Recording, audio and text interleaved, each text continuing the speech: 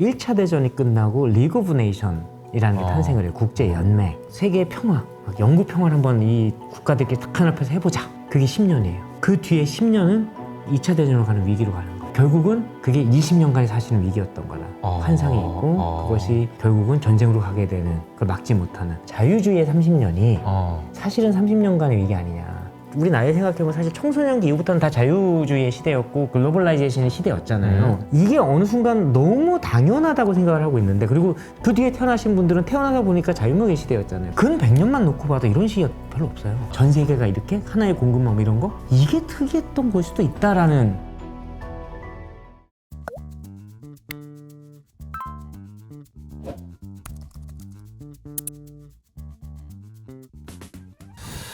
자, 오늘 앞에서 트럼프가 왜 당선될 수밖에 없었는지, 그리고 뭐 좋든 싫든 익숙해져야 된다, 트럼프에, 이런 얘기를 했는데, 사실 반대로 얘기하면은 그동안에 익숙해졌던 것들하고는 좀 이별을 해야 되는 거예요.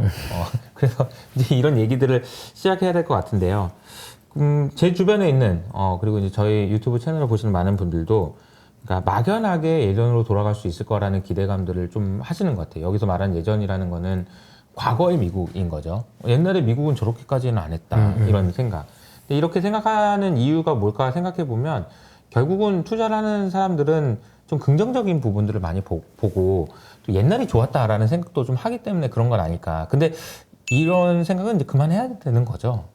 일단은 그렇습니다. 일단 그렇군요. 왜냐면 네. 이제 미국에서 어떤 일이 어떻게 벌어질지 모르고 뭐 그 진짜 저희 심리적 내전 상태이기 때문에 뭐가 네. 어떻게 뒤집을지 모르겠지만, 이 추세로 가면 아하.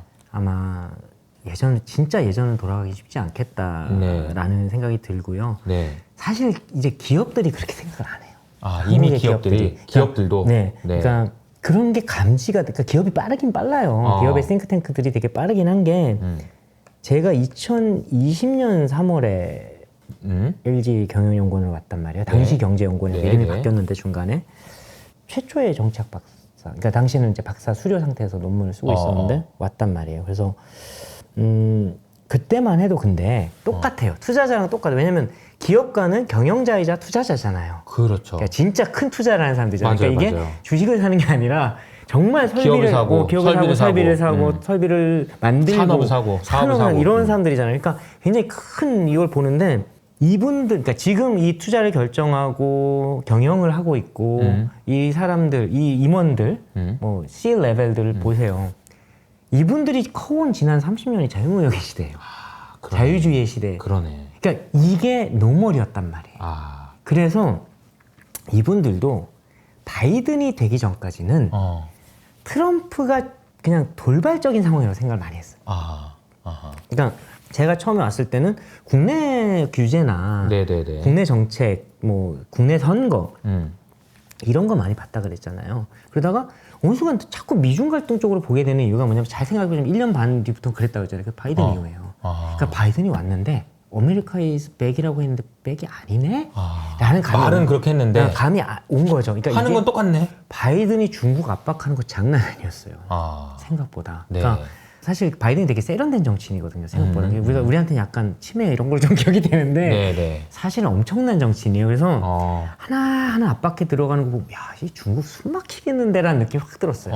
그러니까 오히려, 그러니까 시진핑도 제가 알기로는 트럼프를 더 좀 편해했던 것 같아요. 편하게 생각했던 것 같아요. 그러니까 트럼프는 그래도 뭔가 딜을 좀 해볼 수가 있는데, 맞아요. 바이든은 사람 정적하고 막 옐런도 막 가고 막 잘해봅시다. 뭐 우리 국채가 어쩌고 막 하는데 뭐 하나 이렇게 법 하나 탁 통과하는 거 보면 이렇게 숨이 턱 막히는 것들이 있는 거예요. 그러니까 그래서 그 초크라고 해서 뭘 탁 네. 조른다고 하거든요. 그러니까 뭐냐면, 뭐 저기 수입 다 받아줄게. 근데 다 걸러가지고, 이건 첨단 기술이네, 이건 안 되고. 이거 어딜 나가세요. 그러니까 말이야, 한국도 니네 중국한테 뭐 기술 준 거 있어? 그러니까 이런 압박들이 팍팍 들어와요. 그러니까 기업연구소에 있으면 이런 게 느껴지거든요. 네. 그래서 어쨌든 그때 이제 저희 경영자분들도 C 레벨들도 다 깨달은 것 같아요. 그러면서 저를 필두로 해서 그다음부터 굉장히 좀 뭐 정치학 석사 한 분, 뭐 그다음에 국제관계학, 그리고 뭐 정책학, 미국에서 정책학 하시는 뭐 이런 분들이 막 들어오면서 계속 그런 것도, 그다음에 실제로 글로벌 정세를 분석하고 대응할 수 있는 조직도 막 만들고, 네. 그러니까 그런 움직임들 하는 걸 보면 네. 이게 기업가들이 제일 빠르잖아요, 사실. 왜냐면 이거는 먹고 사는 문제예요. 먹고 사는 문제고 기업은 생존의 문제니까. 그러니까 성장 이전에 생존이 중요한 그죠? 그래서 이런 거 보면 이게 많은 지표, 이건 지표다. 그러니까 결국 쉽지 않겠다 돌아가기가. 그러니까 뭐 그런 것 같습니다. 그리고 그러니까 앞서 말씀하셨던 대로 그 뭐 우리가 알고 있는 대기업의 C 레벨들은 대부분 자유무역의 시대. 야, 세계상은 넓고 할 일은 많다. 그렇죠. 막 나가라, 나가서 팔아라. 야, 그리고 팔면 되는 거지. 재료 저기서 가져와가지고 그렇죠. 중국에서 공장 돌린 다음에 여기 배 태워가지고 미국 해봤어? 나 다 해봤어 이런 거잖아요. 들어가면 그게 또 중간중간에 문제는 생기지만 그치. 이 글로벌한 세상에서 이렇게 돈을 벌어야 하는데 일단은 공급망이 지금 분리가 되고 있거든요. 이미. 그러니까요. 그러니까 그거에 대처하고 뭐 LG나 이런 많은 기업들이 이미 생산지도 많이 들어갔죠. 그다음에 또 이렇게 부품이나 이런 거 같은 경우는 이제 중국에서 좀 빼기도 하고 그것도 새로운 뭐 동남아 이런 데 그러니까 이미 분리된 공급망을 염두에 두면서 생산지 전략이나 공급망 전략을 짜고 있어요. 이제 그런 것들을 하시는 분들이 있죠. 또 이 내에서 연구원 내에서 고민하시는 분들이 있고 그리고 뭐 그러니까 이제 기업은 이미 다시 돌아가지 않는다라는 거를 가정하고 움직이고 이미 있죠. 움직이고 있다는 거네요. 네, 이미 그런 방향으로 가고 있는 거고요. 왜냐면 공급망이 분리되는 걸 보고 있는 순간 기업은 야 이거 어떻게 이제 생존의 위협을 그러니까 느끼죠. 어디서 사서 어떻게 만들어서 이걸 완제품을 이 고민을 해야 되면 맞아요. 이 판이 다시 보이는 거거든요. 근데 아까 이제 뭐 시작하기에 앞서서 자유주의가 끝났다 뭐 이런 얘기했는데 자유주의 중에 이제 자유무역의 시대. 우리가 이제 자유주의 핵심이죠. 사실. 자유주의 핵심이죠.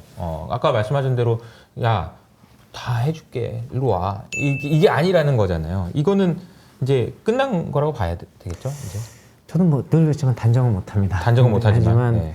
이제 그런 방향인 것 같고 그런 방향일 듯하고 그렇죠. 그리고 쉽지 않겠다. 돌아가기 쉽지 않겠다. 뭐 근데 이제 우리가 뭐 많은 분들이 잘 알고 계시겠지만 그 자유무역이라는 소위 말하는 이제 글로벌라이제이션, 세계화, 세상은 넓고 할 일은 많다. 이걸로 정말 큰 수혜를 받던 최대 수혜자 한국인 거고. 한국 대기업. 그 최대 수혜자였던 한국이었던 것의 결과물이 전체 우리나라의 경제 구조인 거고. 근데 이게 당장 바뀌지는 않는단 말이에요. 근데 이게 되돌리는 과정에서 너무나도 많은 그 현상들이 일어날 걸 예상이 되는데 쉽지 않을 것 같단 말이죠. 네, 그러니까 이게 쉽지 않은 게 이런 겁니다. 그러니까 저도 사실 질문지를 받고 그냥 쉽지 않을 거라는 생각을 항상 하고 있었는데 왜 쉽지 않을까? 곰곰이 생각하고 옛날 전 이제 대학원 석사는 좀 되게 일찍 했기 때문에 이제 나중에 직장을 다니면서 박사에서 좀 늦게 받았는데 박사는 석사 때 읽었던 책, 학부 때 봤던 책부터 다시 한번 막 뒤져봤어요. 근데 일단 그거 전에 최근에 제가 몇 년 전에 읽은 재밌는 논문들 한국 학자들이 쓴 건데 되게 재밌는 논문 중에 30년의 위기를 다룬 책이 있어요. 30년의 위기. 이게 뭘 패러프레이징한 거야? 마치 책도 나왔어요. 근데 책은 좀 많이 어렵습니다. 좀 철학적이고. 근데 그 내용이 이거예요. 그러니까 20년간의 위기라는 책이 하나 있어요. 이게 무슨 책이냐면 E.H. 카라는 대학교 한 90년대에 우리 대학교 들어가면 이렇게 교양 필독서 중에 하나 되는 게 역사란 무엇인가라는 쓴 E.H. 카라는 역사학자가 20년간의 위기라는 사실 얇은 책도 하나 썼는데 그 책이 뭐냐면 전간기를 본 거예요. 전간기. 그러니까 1차 대전과 2차 대전 사이. 그러면서 되게 비슷한 구조가 하나 있어요. 1차 대전이 끝나고 리그 오브 네이션이라는 게 탄생을 해요. 국제연맹. 이때가 무슨 시기냐면 이상주의와 자유주의의 열풍이 부르는 시기예요. 자, 우리 전쟁 다 끝났으니 참혹한 걸 했으니 자유주의와 이상주의적인 약간 생각으로 한번 세계의 평화, 막 영구 평화를 한번 이 국가들끼리 딱 하나해서 해보자 라는 걸 구상을 했는데 그게 10년이에요. 전간기. 네, 전간기 10년인데 그 뒤에 10년은 2차 대전으로 가는 위기로 가는 거예요. 그러니까 이게 결국은 그게 20년간의 사실은 위기였던 거다. 환상이 있고 그것이 결국은 전쟁으로 가게 되는 그걸 막지 못하는. 물론 그때 이제 여러 가지 변수가 있는데 엘렌을 만들자고 주창한 거는 미국인데 미국이 의회에서 승인한테 빠져가지고 제일 센 애가 빠지니까 이게 흐지부지 되기도 하고 뭐 이제 그래서 유엔은 결국 미국이 주도해서 했잖아요. 근데 어쨌든 그럼 30년간의 위기는 뭐냐면 아까 그 30년에 자유주의의 30년이 사실은 30년간의 위기 아니냐. 그리고 이런 거죠. 그러니까 우리가 지난 30년 그러니까 우리 나이 생각해보면 사실 청소년기 이후부터는 다 자유주의의 시대였고 글로벌라이제이션의 시대였잖아요. 그러면 이게 어느 순간 너무 당연하다고 생각을 하고 있는데, 그리고 그 뒤에 태어나신 분들은 태어나서 보니까 자유무역의 시대였잖아요. 글로벌라이제이션의 시대였잖아요. 근데 인류 역사 근 100년만 놓고 봐도 이런 시기가 별로 없어요. 거의 없죠. 네. 거의 전혀 없죠. 네. 이 30년 거의 전혀 없다. 그러니까 여기서 말하는 30년은 1980년대 90년대부터 그러니까 지금까지. 지금까지. 그러니까 역사의 종말 이후의 30년. 그 30년이 잘 생각해 보면 인류 역사에 이런 적이 있었나? 최소한 근 100년에 이런 거 있었나? 전 세계가 이렇게 하나의 공급망 뭐 이런 거? 이게 특이했던 걸 수도 있다라는 거죠. 그러니까 네네네. 그런 식으로 이렇게 좀 크게 보는 분들은 막 그런 얘기를 하니까 그러네. 뭐 잠깐만, 이게 우리가 그냥 30년 동안 아까 이게 좀 약간 섬찟한 게 1차 세계대전과 2차 세계대전 사이에 한 20년 동안 좋을 때가 있었다. 2차 세계대전 끝나고 나서 또 이게 그 이후로 이제 좀 여러 가지 지나서 거쳤죠. 30년 동안 또 이제 좀 괜찮은 그때는 줄 알았지만 냉전이었잖아요. 그렇죠. 냉전이고 그때 진영이 나눠져 있고 이 안에서 미국이 이 자유진영을 딱 컨트롤하기 위해서 굉장히 많은 혜택도 주고, 이거는 자유무역이 시대라고 하기는 어렵죠. 그때는 그래도 어쨌든 전쟁을 실제로 하고 있지 않지만 냉전이었으니까 그때도 큰 범주에선 전쟁이라고 볼 수 있는 냉전도 거고. 전쟁이니까. 그러니까 콜드워잖아요. 냉전, 콜드워가 끝난 이후로 한 30년 동안 이 30년 동안 이 좀 특이한 거 아닌가? 라는 문제의식도 있다는 거예요. 그러니까 뭐 저는 완전히 동의하진 않지만 일부 그럴듯한데요. 네. 말이 된다. 뭐 이런 생각도 들고요. 그러니까 근데 결국은 또 이제 이론적으로 보면 이건 이제 최근 얘기고, 제가 막 옛날 책 봤다 그랬잖아요. 네. 그러면 이런 게 다시 이제 저한테 떠오르더라고요. 그러니까 이게 미국 패권의 쇠퇴랑도 연결이 돼 있는 것 같다. 그러니까 예전 같진 않잖아요, 미국. 맞아요. 지금 뭐 경제력도 원탑이고 천조국 하는 그 미친 군사력, 원래 맞아요. 그 최고 공군, 그러니까 글로벌 1위 공군력은 저 미 해군이고 2위가 미 공군이고 뭐 이렇잖아요. 그리고 제가 그 대학교 1학년 때, 그러니까 90년대 후반에 나이 나오는데 너무 나이가 많은데, 처음에 미국 그러니까 국제정치학 개론 들어가면 교수님의 첫 마디거든요. 전 세계를 상대로 전쟁을 해서 동시에 전쟁에서 이길 수 있는 유일한 나라 미국. 여기 이 전제부터 시작해야 우리는 국제정치를 이해할 수 있다. 정도였다고요, 미국이. 어마어마한 그때 당시에. 파워. 네. 초강대국. 초강대국. 유일한 파워. 그냥 유니폴라 시스템, 그냥 하나의 딱 극이 있고 쫙 밑에 이제 줄 서야 되는. 그게 이제 미국. 근데 그걸 미국이 동의에 의한 지배로 딱 끌어안고 이제 동의에 의한 지배, 헤게모니. 네, 딱 그렇게 하면서 자유주의, 시장경제, 민주주의 좋잖아. 거의 독자 같은 거 하지 마. 그래. 왜 인권 탄압하고 그래? 막 이런 거죠. 어디 인종 청소를. 그렇지. 안 멈추면 내가 간다. 막 이제 이 정말 자신감 뿜뿜하던, 이건 패권의 절정기라는 거예요. 근데 이게 이제 쇠퇴하기 시작하잖아요. 2008년이 결정적이죠. 맞아요. 2008년이었던 이라크전부터 기울기 시작한 거예요. 그러니까 그 아들 부시 이라크전부터 사실 기울기 시작해서 2008년에 이제 한번 크게 맞고 금융위기도 오고 있었고, 중국이 막 국채 사주고 뭐 그렇죠. 이게 미국 자존심 상하는. 중국한테 돈 빌린 거죠. 그러니까. 사실상 그렇잖아요. 그러니까 이제 그러면서, 근데 이게 왜냐면 이 국제정치 경제 이론 중에 패권 안정론이라는 게 있어요. 이게 뭐냐면 자유무역이라는 건 예를 들면 이렇게 여러 개의 사례에 다 설명할 수 있는데, 자유무역이라는 건 공공재라는 거예요. 근데 이 공공재는 패권국이 공급을 하는 거예요.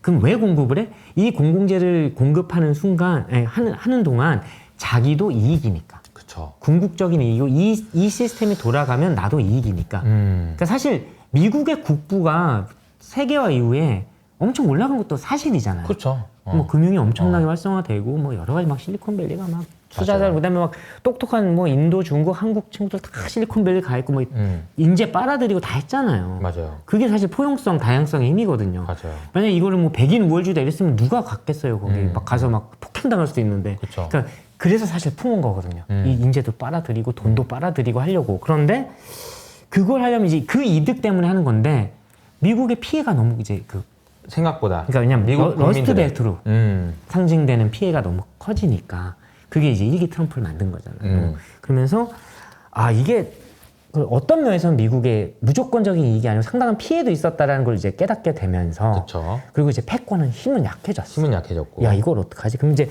패권이 쇠퇴해서 패권 국가가 이제 그걸 공공재를 공급 안 하는 순간부터 자유무역이 흔들리기 시작. 그러니까 잘 생각해보시면 트럼프 일부터 WTO가 작동을 안 하잖아요. WTO가 그 자유무역을 공급하는 공공재의 어떤 핵심 같은 애인데 그렇죠. 얘가 이제 작동을 안 하기 시작하는 거죠. 그러니까 공급을 안 한다는 뜻이에요, 이 공공재를. 아. 미국이. 아하. 그럼 패권이 돌아오지 않는 이상 네. 이게 돌아가겠느냐. 아하. 미국이라는 패권이 돌아오지 않는 이상. 근데 만약에 뭐 극적으로 미국이 패권을 회복을 했어.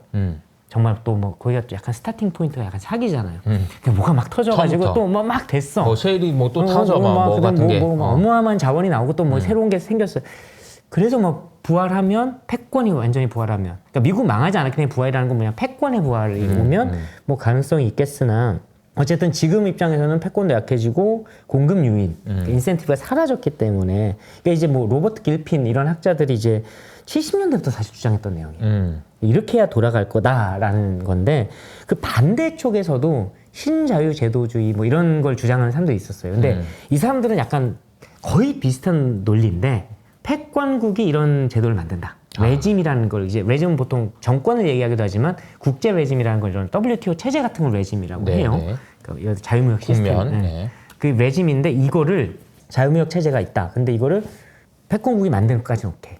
근데 여기가 모두가 이익이기 때문에 패권국이 빠져도 이건 돌아간다라는 이론이 있었어요. 그럴싸하잖아요. 그리고 그러니까 저도 아니 미국 빠지면 우리끼리 할게 뭐 이런. 그러니까 이게 2000년대 초반까지만 해도 저는 이쪽을 더 신뢰했어요. 네네네네. 중국이 들어오고 세상은 너무 자유무역을 우리가 다 잘 살기 시작했고 너무 좋잖아요. 당연히 이게 맞겠지. 저 패권 안정된 저건 너무 그치. 세상을 이렇게 옹졸하게 봐. 뭐 이렇게 이런 거 했는데 낙관적으로 좀 보지 뭐 이런 거죠.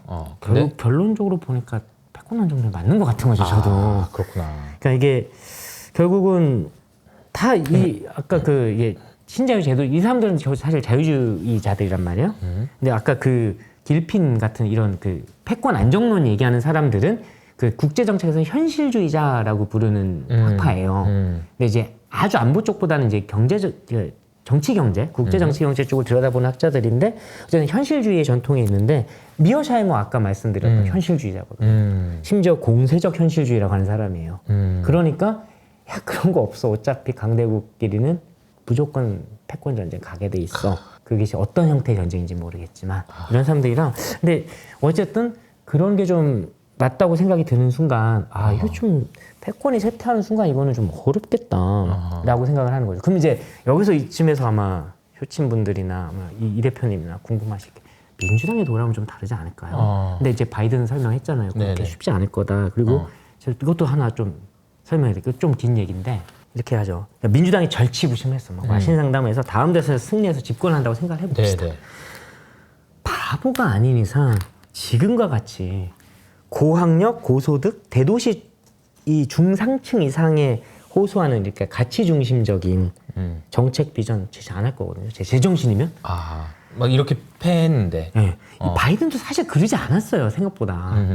근데 저는 그러니까 저한테 왜 저 민주당이 졌을까요? 저는 그냥 카말라 해리스라서 라고 얘기하거든요. 왜냐면 사실 바이든 같은 사람은 그 자체로 경쟁이 굉장히 센 사람이었단 말이에요. 그리고 근데 이게 무슨 말이냐면, 바이든이 사실은 쥐고 있었던, 제가 볼 때 바이든 머릿속에 들어가보진 않았지만 이 사람은 60년대, 70년대 민주당을 기억하는 사람이에요. 그때부터 정치를 했기 때문에. 근데 그때의 민주당은 지금의 민주당이 아니에요, 또. 이것도 이해를 해야 돼요. 그러니까 우리끼리 이렇게 연구원에서 막 이코노미스트들하고 뭐 정치학자들, 뭐 경영학자 막 모여서 얘기할 때 그런 얘기하거든요. 공화당은 트럼피즘 정당이 될 것이다라고 한 몇 년을 우리끼리 얘기를 했고, 되고 있다. 민주당은 70년대 민주당이 되지 않을까? 이 70년대 민주당이라는 게 뭐냐면 굉장히 노동자 편이에요. 그리고 자유무역에 그다지 적극적이지 않았어요. 왜냐면 자, 이것도 이제 미국 역사적인데 이거 간단하게 말할게요. 너무 길고 이건 재미없으니까. 민주당은 원래 지금 공화당 텃밭이 민주당 텃밭이었어요, 옛날에. 그러니까 남북 전쟁의 북이 공화당이고 대도시고 공장이에요. 공화당이. 그리고 이 남부가 노예 이거잖아요. 플랜테이션 이거잖아요. 그러니까 여기가 민주당이에요. 근데 남북 전쟁도 뭐 같이 뭐 이런 거 인권 이런 것도 있지만, 북부 공장에 노동력이 필요하니까 저 흑인 노예들을 해방시켜서 노동력으로 갖고 와야 되기 때문에 사실 벌어진 거잖아요. 네. 사실 경제 전쟁에 가깝거든요. 근데 그 공화당의 리버럴, 그게 링컨인 거예요. 그죠? 네. 그런데 2차 대전 이제 거치면서 이제 지금의 러스트벨트로 불린 데가 사실은 최전성기를 맞이하는 어마어마하게 산업이 부흥하고 막 자동차 공장 돌고 막 난리가 나잖아요. 근데 이때 민주당이 4선을 해요. 아, 4번 대통령이 돼요. 아. 루즈벨트가. 네. 왜냐면 대공황을 극복했고 2차 대전 승리를 이끄는 이 과정에서 계속 지지를 받아요. 근데 이걸 뉴딜 연합이라 불러요. 아하. 뉴딜 연합. 네. 그러니까 뉴딜을 추진하면서 엮은 연합인데 남부 농촌에 지원책 주고 노동조합도 보호해주고 흑인 권리 신장 다 묶어. 어마어마한 코얼리션이 생기잖아요. 이걸 가지고서 16년을 혼자 하는 거죠. 그죠? 그리고 근데 이제 너무 오래 해서 이제부터 이제 원래 2선 2번밖에 못 한다는 조항은 그냥 워싱턴이 2번만 하고 더 하시는데 이제 다른 사람들이 해야지. 이거 너무 하면 너무 독재도 아니고 뭐야 이렇게 했는 건데. 어쨌든 투표가 계속 되니까 나중에 이제 헌법에서 그냥 2번만 하는 걸 정합시다. 뭐 투표를 우리가 막 이렇게 그 민심을 막을 수는 없는데 그냥 이렇게 제도를 합시다 이렇게 된 건데요. 근데 이게 그 이후에 민주당이 노동 중심으로 왜냐면 노동과 농민, 농촌과 대도시는 어쨌든 충돌해요. 이해관계가 어쩔 수 없이 그렇기 때문에 노동 중심, 흑인 인권 중심으로 막 옮겨간단 말이에요. 이쪽으로만. 그러니까 뉴딜 연합이 하나가 떨어져 나가요. 농촌이에요. 그럼 여기가 헤매다가 어디로 가요? 이제 공화당으로 가는 거고 공화당은 여기를 먹으러 들어오는 거죠. 그러면서 이제 이걸 경창용어로 유권자 재정렬이라고 부르는데 이제 재정렬이 쫙 일어나요. 내가 어디로 지지해야 되는지 모르겠는데 아무튼 이쪽으로 줄 서시오 이렇게 되는 근데 거예요. 하다 보니까 이쪽에 우리 편이 여기네. 들어주네? 그럼 이쪽으로 쫙 이렇게 얼라이먼트가 일어나면서 지금의 이제 공화당 민주당이 약간의 이제 그 기본 스텝을 밟게 되는데 근데 이제 이 연합은 깨졌고 이제 공화당은 이제 남부 쪽으로 이동을 하고 있었고 그러면 고소득 화이트 칼라 대도시 금융권 이쪽으로 점점 이제 근데 이때 공화당은 역시 이쪽도 갖고 있어요. 신자유주의를 지지하고 막 금융을 하는데 이때 그럼 70, 80년대 어쨌든 민주당은 노동 러스트벨트를 쥐고 있었단 말이에요. 이들을 위해서 좀 그러니까 바이든은 그걸 기억하는 사람이었다라는 거고 그러면 민주당이 지금 만약에 반성을 하고 고민을 많이 한다면 다시 70년대로 돌아가자. 우리 민주당의 원류로 돌아가자 할 가능성이 있어 보이는데 그럼 70년대 민주당은 그렇게 우리가 생각하는 자유무역의 친화적인 정당은 아니었다. 왜냐면 자유무역은 전체적으로 국부를 상승시키지만 산업의 상당 부분은 형해화시키는 부분이 있잖아요. 그렇죠. 왜냐면 이제 나가야 되니까. 글로벌 공급망에 외주를 줘야 되는 거라서 그런 부분들이 있기 때문에 근데 어쨌든 뭐 좀 더 역사를 얘기하면 그때 이제 클린턴이 사실 이제 지금의 정치를 만드는데 우클릭을 하죠. 우클릭을 하면서 그때 신경제, 막 실리콘밸리 혁신 막 일어나고 그러면서 이제 아까 말씀드린 개입과 확산 막 이런 거 쓰죠. 그러니까 이제 그러면서 이제 클린턴이 하는 게 자유무역의 초대장을 중국한테 딱 들어와. 좋아 여기. 그래서 이제 들어왔는데 그래서 이제 패권에 대한 자신감. 미국은 이제 세상에 이제 원탑이야 우리가 글로벌 원탑인데 뭐 중국 좀 가난하게 산다니네. 인분이 있다면 역사는 막 몇천 년 돼가지고 왜 그래? 들어와. 이런데 호황도 미친 호황이잖아요. 90년대. 그쵸, 그쵸. 뭐 사실 경제학 이론이 바뀌었잖아요. 막 그때. 이렇게 맞아요. 갈 수가 없는데 주기가 그러지? 아니지 뭐 이런 거잖아요. 근데 이제 이때 유권 전압이 또 바뀌어요. 왜냐면 슬슬 그러면서 어떤 일이냐면 2000년에 처음으로 레드 스테이트, 블루 스테이트가 탁 드러나요. 예, 슬슬. 왜냐면 이제 그 유권자 재정렬이 딱 나타나는 거예요. 그러면서 근데 이제 이때 사실 블루 칼라들이 진짜 살기 어려워지기 시작해요. 그때부터. 하는데, 예. 그러니까 자유무역의 어떤 피해자가 되는 거죠. 그러니까 나라 전체는 수혜를 입는데 미국이라는 나라가 왜냐면 일반 소비자 입장에서는 더 싸게 싼 거 공급받을 수 들어오고 있고 뭐 막 그냥 자유롭고 막 뭐 돈이 왔다 갔다 하고 뭐 주식사 잘하면 돈도 막 버는데 열심히 이렇게 노동하던 사람들은 뭐야 우리가 점점 일자리가 더. 없어지고 임금은 안 오르고 뭐 이렇게 되는 거니까. 근데 어쨌든 지금 민주당은 어떤 방식으로든 유권자 재정렬 다시 시도할 거다. 제정신이면. 아니면 이제 민주당이 정신 못 차리는 거고요. 그러면 근데 이게 당연히 우리 WTO 재건해요, 자유무역해요 이런 건 아닐 거잖아요. 네. 제정신이면 지금. 그러니까 자기들이 기반을 완벽하게 잃은 곳들이 보이는데 그러니까 바이든은 사실 그것 때문에 사실 러스펠을 한번 찾아온 거거든요. 그런 게 있고요. 그런 생각이 들었습니다. 네. 그래서 결론적으로는 이제 우리가 그 자유무역이 끝난 것 같은데 이제 끝난 이후 혹시 안 끝난 것 아니냐라는 마지막 질문을 할 수 있는 게 혹시 민주당이 되면 이런 생각을 할 수도 있는 사람의 생각조차도 안 된다라고 얘기를 하신 거죠. 저는 좀 부정적으로 보는 거죠. 그러니까 이렇게 이제 민주당이 돼도 옛날로 돌아간다고 하면 제정신이면은 자유무역을 하는 정책을 쓰지는 않을 것 같다라는 그러니까 얘기를 노골적으로 해주신 못 거네요. 하겠죠. 아, 그러네요. 네. 자, 우리 고승현 박사님하고 이야기를 나눴는데 아마 저희 채널에서 이제 보기 드물게 정치에 대해서 진짜 깊이 있게 이야기를 한 그런 컨텐츠가 아니었나 싶습니다. 2000년대, 2020년 초에 LG그룹에 처음 정치학 박사로 가져가지고 그런 변화를 만들어냈던 것처럼 우리 투자하시는 분들 입장에서도 정치에 대해서 더 많은 관심을 갖지 않을 수 없는 그런 상황이 된 것 같아요. 근데 박사님께서는 정치하고 경영 이 두 개를 전공하셨으니까 또 이제 효친으로서 저희 채널도 많이 봐주시고 계신 거 알고 있는데 정치가 이제 경제에 미치는 영향에 대해서 이게 좀 마저 좀 설명해 주신다면 어떨까요? 그러니까 이게 참 우리끼리 슬픈 얘기를 해요. 이제 경영학 박사도 있고 저희 조직에 네. 정치학 박사, 경제학 박사도 있고 이제 있는데 정치학 박사는 이제 저 하나고 이제 정치학 석사 뭐 이렇게 좀 네. 있어요. 근데 기업에서 투자 채널에서 기업 연구소에서 그쵸. 정치학자를 자꾸 초빙하고 채용하는 거는 이 세계가 혼란스럽다는 뜻이다. 그치. 그러니까 경영학자들이 나오면 세계가 평화롭다는 뜻이고. 아, 그쵸, 그쵸. 네. 그래서 경제학자는 사실은 어느 쪽이든 뭔가 해야 될 말이 뭐, 있고 그쵸, 해야 될 그쵸. 연구가 있었는데 경영학자와 정치학자는 사실 서로 자기 분야가 있었는데 여기서 만나서 같이 이야기를 하는 자체가 참 세상의 변화인 거고 평화의 시대나 이런 건 아닌 것 같다. 그러니까 뭐 이게 물리적으로 꼭 총을 물론 이제 전쟁도 지금 우리 여기저기서 일어나고 있죠. 사실 있는데 아까 말씀드렸듯이 기업에서 정치학자들을 뭐 실제로 다음 주에도 정치학자 한 분이 와서 강연을 하세요. C-레벨들 대상으로. 얼마나 다급하면 그러겠어. 그래서 이제 정치학 석박사, 국제학자, 국제관계학 석박사 뭐 자꾸 채용하고 뭐 불러서 강의 듣고 LG에서도 무슨 글로벌 전략을 좀 고민하는 그런 연구소 뭐 이런 것도 만들고 하는 거. 그러니까 원래 경제는 이제 정치와 이렇게 동전의 양면 같은 거긴 하잖아요. 그러니까 한 몸이었고 원래 경제학의 출발 자체가 국부론이니까 그쵸, 그쵸. 국가가 잘 살게 되는 부유해지는 나라. 그다음에 뭐 저도 학부 때나 대학원 때 많이 공부했던 뭐 동아시아 발전 모델 이런 건 사실 굉장히 경제적인 이야기면서도 정치적인 이야기고 그래서 정치 경제학이라는 범주에 다 들어오고 최근에 그 노벨 경제학상 받은 그 에스모글드랑 로빈슨 정치학자랑 경제학자였어요. 근데 이게 그 개념을 그러니까 저희가 정치학에서 주로 배웠던 그 개념을 사실 이제 주류 경제학으로 끌고 들어오면서 이게 사실 임팩트가 있어서 사실 상도 이렇게 받은 건데 근데 어쨌든 이렇게 보시면 될 것 같아요.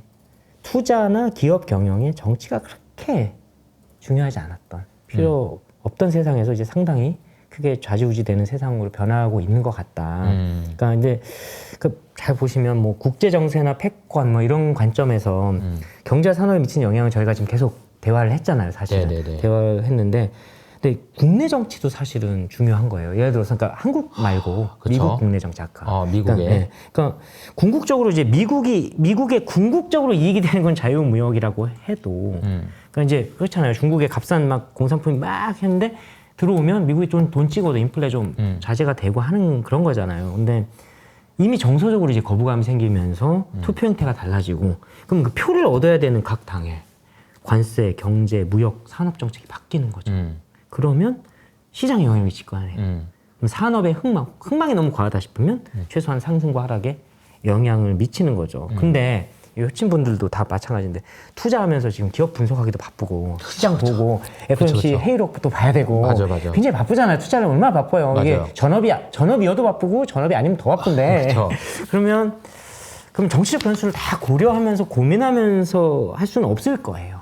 그래서 제가 좀 드리고 싶은 말씀은 엄청난 변수가 된 건 맞다. 근데 또 이런 문제도 있어요. 이제 정치를 해설하겠다는 집단, 근데 금융, 주식, 투자도 약간 코인도 그렇죠. 그러니까 그쵸. 사자가 많아요. 어디서 정치일수록 또 이렇게 와 이렇게 이빨 탄 사람이 많고 심지어 무슨 이번에 이제 요 공부 좀 하려고 이것저것 미 대선 때문에 하다 보니까 알고리즘이 안내해서 뭐 이상한 거 하나 봤는데 자기 개발 채널에서 뭐 오바마부터 뭐 다 바이든이 오바마의 다 영향력 안에 있고 무슨 해리스까지 다 연결된다고 하는 이상한 소리도 있어요. 그러니까 도대체 바이든은 뭘로 하는 거지? 약간 이런 느낌이 드니까 사자들이 막 넘쳐나니까. 근데 좀 들으실 이야기들은 어쨌든 기업의 생존이나 이런 것들을 걸고 좀 고민을 하고 있는 기업 연구소 같은데 이제 이코노미스트, 뭐 경영 컨설턴트 이런 분들하고 같이 고민하고 실제로 하는 실제로 이런 여기 있는 뭐죠 정치학계에 좀 몸담고 있는 사람들한테 얘기를 좀 듣고 또 거기 있는 경제학자들 이야기를 좀 초청해서 이렇게 효친들께 이렇게 이 대표님께서 해주시면 그 정도로 그래도 충분할 거다라는 생각은 들어요. 왜냐하면 이게 큰 방향을 잡고 생각 못한 변수, 그런 게 있었지 참. 요 정도만 일깨워 주시면 돼요. 그러니까 그러니까 뭐 전화 종종 불러주시면 되는 거고. 그게 본인 얘기였군요. 네네. 이제 자주 부르면 안 됩니다. 왜냐하면 네. 할 말도 없고 이게 매달 나와서 떠들 수 있는 얘기 아니에요. 어차피 이제 그러네요. 큰 변화들이 있을 때 맞아요. 여러분 이런 변수가 하나 생겼는데요. 라는 게 한 1년에 한 번 나올까 말까요. 이 정치 변수라는 거. 하지만 영향이 크다. 크네요. 라는 거고요. 그러니까 이제 이런 거죠. 야, 이제 분석 다 했어. 오늘 딱 내가 저것만 보고 FOMC 회의록만 딱 보고 결정하려고 해서 투자를. 야, 여기다 하면 되겠다 할 때, 정치 변수 그건 어떻게 되는? 요 생각만 떠올리면 된다. 그러면 여러분 투자가 훨씬 좋아질 것 같다. 덜 리스크해질 것 같다. 네. 뭐 이런 그 정도로 좀. 알겠습니다. 네, 오늘 고승현 박사님과 이야기를 하는데 너무너무 재미있게 이야기를 풀어주셔서 사실 이 트럼프라는 사람을 놓고 이야기를 시작하긴 했지만 미국을 그냥 한번 본 것 같고 그리고 앞으로의 시대의 변화가 지금 거대한 흐름이 어디서 어디로 움직이고 있는 것인지에 대한 다시 한번 또 고민을 해보게 되는 이제 끝이 아니고 이제 시작인 것 같은 그런 생각이 좀 들었습니다. 그리고 말씀하신 대로 정치를 통해서 뭔가 투자에서 엄청난 성과를 낸다라기보다는 리스크를 줄인다는 측면에서 좀 굉장히 중요한 의미가 있지 않나 싶고요. 앞으로도 또 계속해서 좀 모니터링하면서 말씀을 좀 나눠보면 좋을 것 같습니다. 자, 지금까지 LG경영연구원의 고승현 박사님과 이야기를 나눠봤는데요. 저희는 또 다음 시간에 더 좋은 모습으로 인사드리도록 하겠습니다.